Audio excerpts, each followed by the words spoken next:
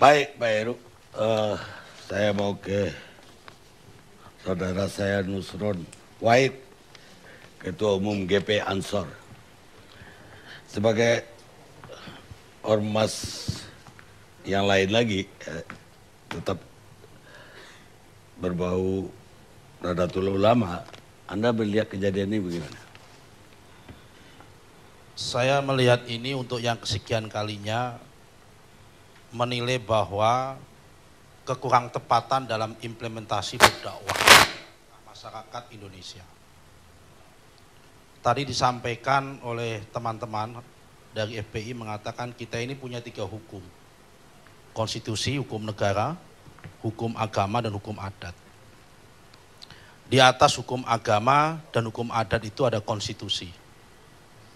Ketika kita ini bernegara, maka kita ini acuannya adalah konstitusi. Nah, karena itu sekali lagi acuannya adalah konstitusi. Kalau memang ada masalah terhadap individu Ahok, yang perlu dibuktikan ini adalah ada nalar konstitusionalitasnya. Bukan pada nalar suka atau tidak suka. Kita ini orang Indonesia yang beragama Islam. Bukan orang Islam yang ada di Indonesia. Sekali lagi saya katakan, kita ini orang Indonesia yang beragama Islam, bukan orang Islam yang ada di Indonesia.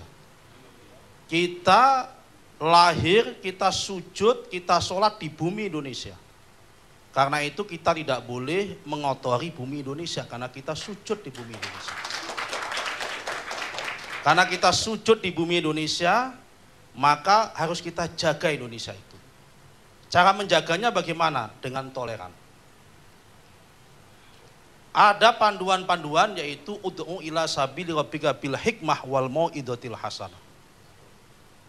Kalau memang ada masalah dengan Ahok, kenapa nggak disampaikan dengan uswatun hasanah, dengan bil hikmah? Saya kira orang seperti Ahok itu orang yang senang berdebat, bukan anti debat. Tadi dikatakan mulutnya cablak. Orang cablak pasti dia suka debat, suka dikritik. Ya kan? Karena itu yang kita tekankan adalah apa yang dilanggar dalam Undang-Undang Dasar oleh Ahok. Itu dibuktikan secara konstitusionalitasnya. Perkara dia kemudian ditetapkan oleh konstitusi menjadi gubernur atau tidak menjadi gubernur, itu urusan konstitusi. Tugas konstitusional. Bukan tugas suka tidak suka. Kalau kita ingin menerima karena dia alasan agama nggak mau dipimpin, karena alasan bahwa mayoritas umat Islam nggak mau dipimpin orang minoritas dan sebagainya, pada satu sisi kita melihatnya ini Indonesia. Di Indonesia tidak mengenal dominasi mayoritas maupun tirani minoritas. Di NTT saya sebutkan hari ini, ketua DPRD-nya Muslim, Saudara Anwar Puagino. Saya kenal baik, karena orang Golkar tapi nggak dipecat kayak saya. Harusnya Romo Beni protes, di mana mayoritas umat Katolik dipimpin oleh ketua DPRD-nya Muslim. Tapi di Indonesia ini karena berdasarkan konstitusinya adalah Pancasila dan Undang-Undang Dasar 45, kita melihatnya adalah meritokrasi. Siapapun di Indonesia ini sepanjang dia itu mumpuni, dia itu bisa mampu melaksanakan tugas-tugasnya, sepanjang dipilih oleh rakyat dan ada konstitusionalitasnya, ya sudah, mau apa lagi? Kalau bicara nggak suka, kita nggak mungkin suka dengan semua orang. Hari ini pun kita nggak suka dengan Pak Desmond, misal, contohnya. Tetapi kita nggak masalah suka tidak suka, ini ranah publik. Ini hukum publik bukan hukum privat, nggak bisa didekati dengan pendekatan-pendekatan privat. Nah, lagi pula nanti mungkin bisa ditambah. Kalau bagi kami Pak Karni Ilyas, ini kita serahkan kepada wilayah konstitusionalitasnya. Ahok nanti kita nilai, ketika dia menjadi gubernur atau ditetapkan sebagai PLT gubernur, apakah dia mampu menyejahterakan rakyat atau tidak. Kalau ada Maulid Nabi yang dipimpin oleh Habib Muhsin dan teman-teman FPI, dilarang oleh Ahok, kita sama-sama datang. Ahok kalah itu.